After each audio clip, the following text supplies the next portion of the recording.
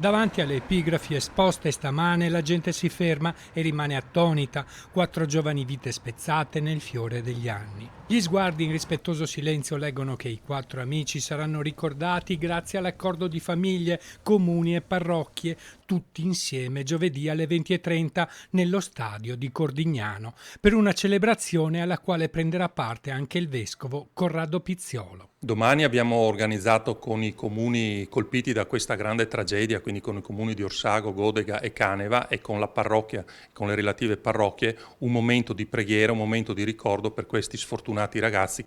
Si stanno ultimando i preparativi per la veglia allo stadio di Via de Coubertin ed è prevista una grande partecipazione. Ci sarà nel momento di preghiera allo stadio?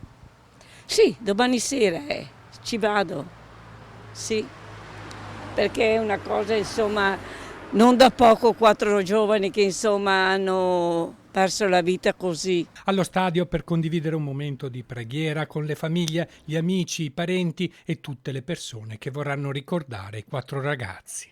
E poi ci sarà data la possibilità ad amici, familiari, a chi è più vicino, insomma, a questi ragazzi di poter portare un ricordo, ricordare la persona che purtroppo non c'è più. Giovedì, lo stesso giorno della veglia, sarà dato l'ultimo saluto a Xuliano Chellici con rito musulmano presso la sua abitazione.